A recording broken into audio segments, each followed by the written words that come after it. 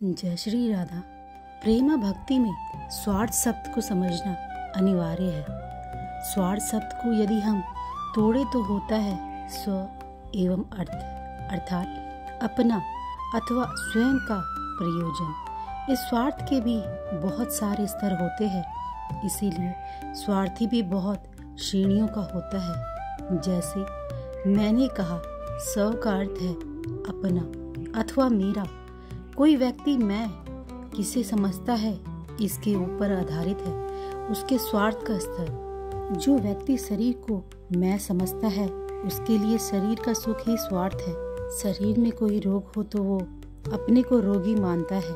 औषधि सेवन, पुष्टि देने वाला आहार, शरीर को सुरक्षित और सुगठित रखना शरीर रूपी स्वार्थ है। ऐसा स्वार्थी सबसे निंदनीय है।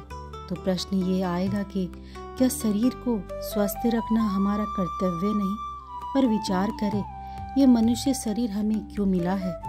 क्योंकि इस शरीर द्वारा ही हम भगवत प्राप्ति कर सकते हैं। मनुष्य योनि ही कर्म और ज्ञान प्रदान है, बाकी सब भोग योनि है।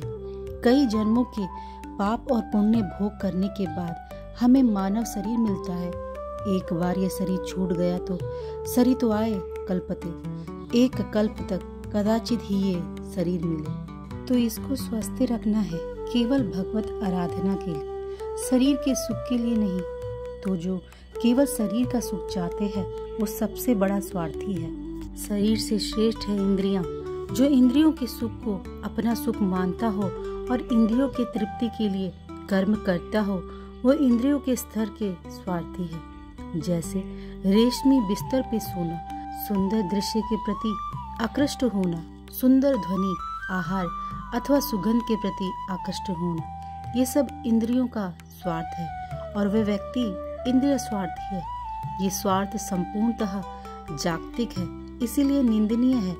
यदि यही इंद्रियां भगवान के रूप, शंख, ध्वनि, धूप की सुगंध आदि की ओर आकृष्ट हो तो वो वंदनीय हो जाता है।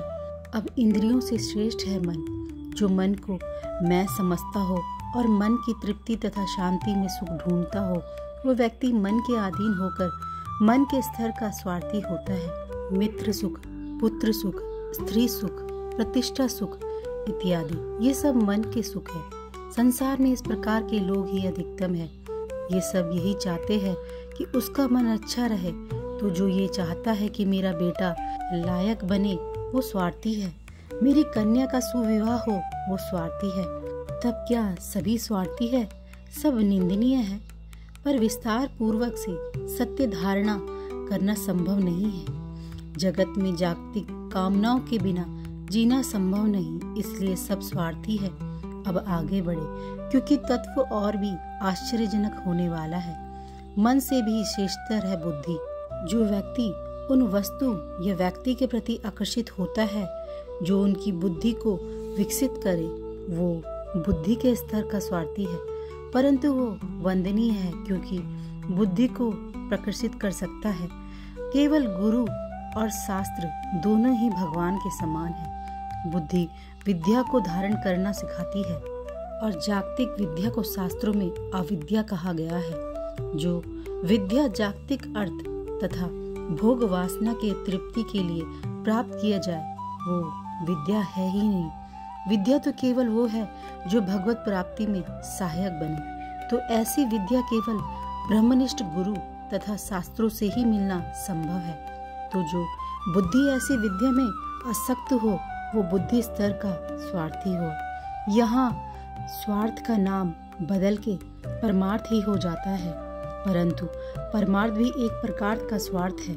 उदाहरण स्वरूप, जो शास्त्र पढ़कर पाप पुण्य का भेद समझा हो और उसे धारण भी कर चुका हो, उनका कार्य सात्विक होगा, वो धार्मिक होगा, अर्थात वो अपने कर्मों द्वारा पुण्य प्राप्त करना चाहता है। और जहाँ कहीं भी चाहने का प्रसंग उठता हो वहाँ तो स्वार्थी है। विषय जटिल हो रहा है, अब जटिलतर होगा और राधा प्रेम में पहुँचने तक जटिलतम ही नहीं दुर्गम हो जाएगा। इसीलिए अत्यंत सावधान होकर आगे बढ़े। अब बुद्धि से ऊपर क्या है? अहम। अहम को अभिमान के साथ उलझा ना देना। अहम का अर्थ है मैं का बोध। अहम के स्तर का स्वार्थ का अर्थ है अपने अस्तित्व को तथा मैं बोध को जीवित रखना। मैं खा रहा हूँ, मैं सो रहा हूँ, मैं चल रहा हूँ इत्यादि सारे भाव अहम के कारण है।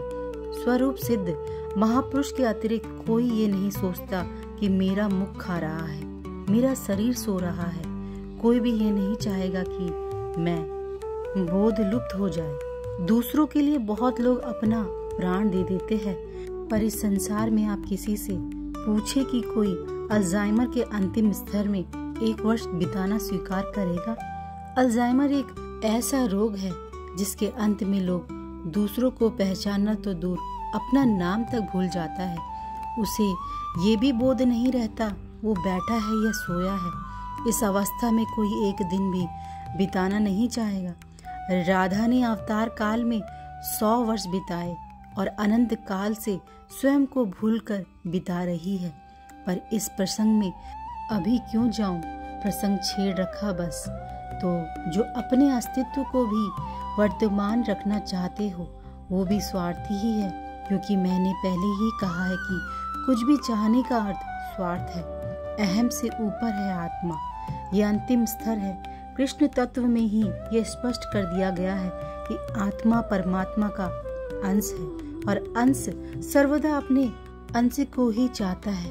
तो जो महापुरुष स्वयं को आत्मा केवल माने नहीं, जान गए, प्रत्यक्ष देख लिए, वो तो केवल परमात्मा को ही चाहेगा, असली आनंद को ही चाहेगा। फिर से यहाँ चाहना आ गया, अर्थात स्वार्थ आ गया, भले ही वो परमार्थ ही क्यों ना हो। अब स्वार्थ की पूरी परिभाषा पर ध्यान दें और सोचे क्या स्वार्थ को छोड़कर जीवित रहना संभव है? यदि कोई स्वार्थ के इस अंतिम स्तर को भी छोड़ दे तब ये भी राधा प्रेम नहीं, गोपी प्रेम है, माधुर्य रस का अंतिम रस। जय श्री राधा।